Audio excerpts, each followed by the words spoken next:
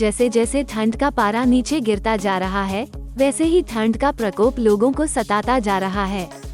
इस गिरते पारे के चलते मैदानी इलाकों में ठंड काफी बढ़ गई है और ज्यादा ठंड की वजह से लोगों को काफी दिक्कतों का सामना करना पड़ रहा है। दिसंबर की सर्दी का एहसास लोग नवंबर में ही महसूस कर रहे हैं। इस बढ़ती सर्दी में लोगों के लिए केवल आग और चाय का ही सहारा बचा है। सुबह और शाम लोगों को ज्यादा ठंड की मार झेलनी पड़ रही है। ठंड और ज्यादा बढ़ने से पहले लोगों ने ठंड से बचने के उपाय भी निकालने शुरू कर दिए हैं। उत्तर प्रदेश के मुख्यमंत्री योगी आदित्यनाथ ने 26 नवंबर को गुजरात में भाजपा उम्मीदवारों के लिए प्रचार करते हुए दिल्ली के मुख्यमंत्री को नमूना करार दिया। सीएम योगी ने आगे कहा कि केजरीवाल आतंकवाद के सच्चे हितैषी हैं। मोदी सरकार ने देश से आतंकवाद का सफाया कर दिया है।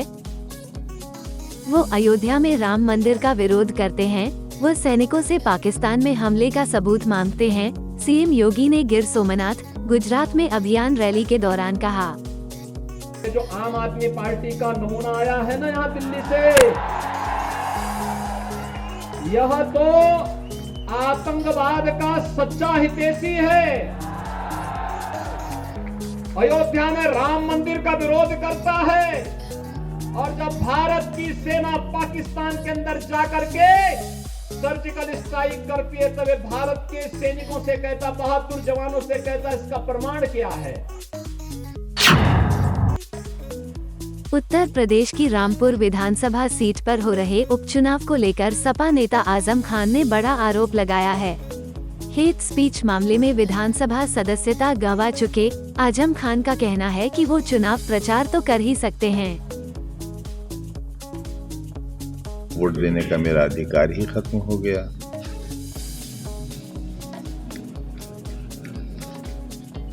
तो मुझे इसकी शिकायत में बल नहीं लगता, लेकिन अपने कैंडिडेट के लिए, अपने पार्टी कैंडिडेट के लिए वोट मांगने का अधिकार मेरा भी बाकी है। हम इस बात पर विचार कर रहे हैं कि अखिलेश यादव जी जब तशरीफ लाएंगे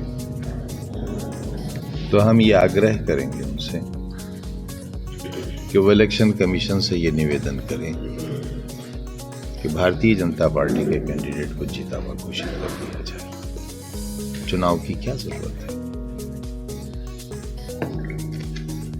जब चुनाव हो ही नहीं रहा है और जिस तरह की दहशत है, गलियों में फ्लैग मार्च और खुलेआम ये कहना, हमारे पास इसकी भी रिकॉर्डिंग है कि निकलना मत घरों से बाहर, और समाजवादी पार्टी को अगर वोट दिया तो ये घर खाली करा लिए जाएंगे। आजम खान के पुत्र और सपा नेता अब्दुल्ला आजम ने भी चुनाव व्यवस्था को लेकर कई गंभीर आरोप लगाए। अभी चुनाव को बहुत ज़्यादा वक्त नहीं हुआ, ना ही कोई मुद्दे बदले हैं और ना ही कोई ऐसा इनकलाब आया है कि, और ना ही कोई ऐसा कोई बहुत बड़ा जनहित का काम हो गया है कि जिसके बाद लोगों का मिजाज बदल जाए।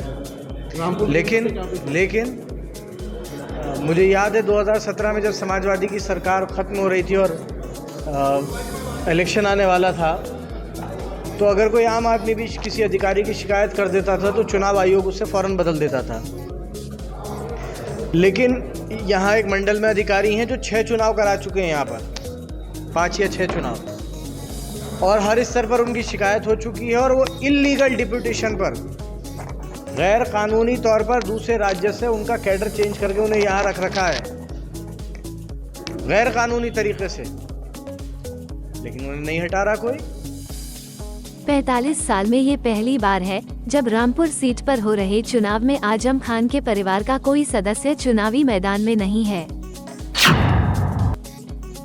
रविवार को संभल के ब्लॉक पवांसा में स्थित पंडित राम प्रसाद शर्मा जनता कृषक इंटर कॉलेज के 24वें वार्षिकोत्सव कार्यक्रम में मुख्य अतिथि के रूप में शामिल होने के लिए महाराष्ट्र के राज्यपाल भगत सिंह कोश्यारी हेलीकॉप्टर से बहजोई कलेक्टरेट के निकट बड़े मैदान पर बने हेलीपैड पर उतरे, जहां उनका जिलाधिकारी मनीष बंसल और पुलिस अधीक्षक चक्रेश मिश्र ने बुके देकर स्वागत किया और साथ ही गार्ड ऑफ ऑनर का सम्मान दिया गया।